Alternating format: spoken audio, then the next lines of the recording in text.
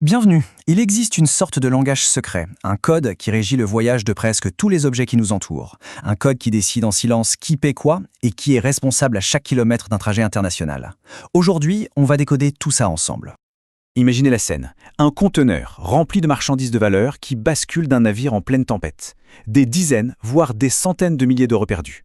La grande question, c'est qui paye la facture? Le vendeur qui a tout envoyé ou l'acheteur qui attendait sa commande? Eh bien, croyez-le ou non, la réponse ne se trouve pas dans des pages et des pages de contrat. Non, elle tient en général dans un simple acronyme de 3 lettres. C'est ce code qu'on va déchiffrer. Il faut bien voir que chaque expédition internationale, c'est un véritable puzzle. Un puzzle complexe avec des tas de pièces qui doivent s'assembler parfaitement entre deux continents. Ok, alors regardons ça de plus près. Il y a le transport initial, dans le pays de départ. Il faut gérer les douanes pour sortir la marchandise. Ensuite, il y a le grand voyage, par bateau, avion ou camion. Puis à l'arrivée, rebelote, transport local et douanes à l'importation. À chaque étape, les mêmes questions reviennent sans cesse. Qui s'en occupe? Qui paie? Et surtout, si un pépin arrive, c'est la faute à qui? Sans règle claire, c'est le chaos garanti. Heureusement, pour éviter ce chaos, il existe une solution. Une solution super élégante et reconnue partout dans le monde, les fameuses règles Incoterms.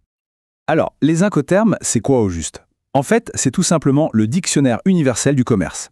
C'est un ensemble de 11 termes créés par la Chambre de commerce internationale qui mettent noir sur blanc les obligations, les coûts et les risques pour l'acheteur et le vendeur. Bref, ça transforme le flou en certitude. Et attention, ce n'est pas une nouveauté qui vient de sortir. La première version date de 1936. Depuis, ces règles ont été mises à jour régulièrement pour coller à la réalité du commerce, la toute dernière version étant celle de 2020. C'est dire si le système est solide et a fait ses preuves. Bon, s'il n'y avait qu'une seule chose à retenir de tout ça, ce serait celle-ci. Le cœur du réacteur des Incoterms, c'est la définition du moment exact du transfert, le point de passage critique. Et là, attention, c'est un piège classique. Les Incoterms ne définissent pas le moment où l'acheteur devient propriétaire de la marchandise. Non, ça, c'est le rôle du contrat de vente. Les Incoterms, leur unique mission, c'est de dire à quel moment précis le risque, la responsabilité si on préfère, passe des épaules du vendeur à celles de l'acheteur. Et ce moment, il arrive presque toujours bien avant que la propriété ne soit transférée. Pour bien visualiser le truc, on peut imaginer tout le trajet comme une grande course de relais mondial. Il y a 3 grandes étapes, le parcours dans le pays de départ, le grand voyage international et enfin le parcours dans le pays d'arrivée. La seule question que les Incoterms résolvent, c'est à quel moment exact est-ce que les deux coureurs se passent le témoin du risque? Allez, voyons comment cette course se déroule en pratique. On va suivre un colis à travers différentes zones avec une responsabilité du vendeur qui va augmenter petit à petit. On commence avec le plus simple du simple. L'implication du vendeur est vraiment réduite à son strict minimum. C'est la règle Ex-Works, ou EXW. Ici, le travail de l'exportateur est on ne peut plus simple. Il emballe la marchandise et il dit à l'acheteur « Voilà, c'est prêt, sur le quai de mon entrepôt ». Fin de l'histoire pour lui. C'est l'acheteur qui doit se débrouiller pour absolument tout le reste. Le témoin du risque, il est passé dès que la porte de l'entrepôt s'ouvre. Passons à l'étape suivante de notre course. Là, le vendeur fait un petit effort supplémentaire. Il s'implique un peu plus. Avec la règle FCA, pour Free Carrier, l'exportateur va un peu plus loin. Il s'occupe de l'emballage, bien sûr, mais aussi des formalités de douane pour l'exportation et il livre la marchandise au transporteur qui a été choisi par l'acheteur. C'est une règle très courante et super flexible. Le passage de témoin se fait au moment précis où les biens sont remis à ce premier transporteur. On entre maintenant dans une zone un peu plus subtile, alors il faut bien suivre. Ici, l'exportateur paie le grand voyage. Mais attention, ça ne veut pas dire qu'il en est responsable.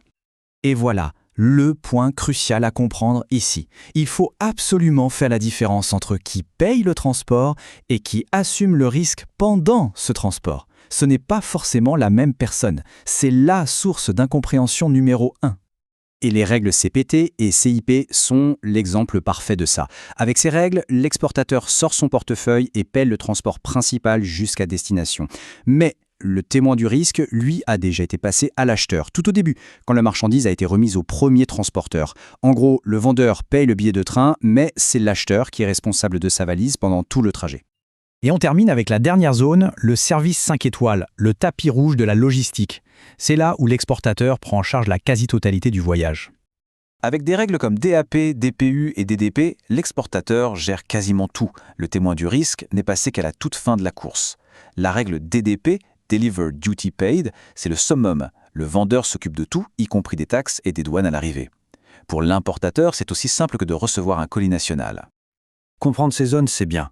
Mais choisir la bonne règle pour la bonne situation, c'est une véritable décision stratégique. Et il y a des erreurs à ne surtout pas commettre. L'erreur classique de chez Classique, c'est d'utiliser des termes faits pour le transport en bateau comme FOB pour un envoi par avion. Les règles sont claires. Il y a 7 incoterms qui marchent pour tous les modes de transport et 4 qui sont strictement réservés aux maritimes.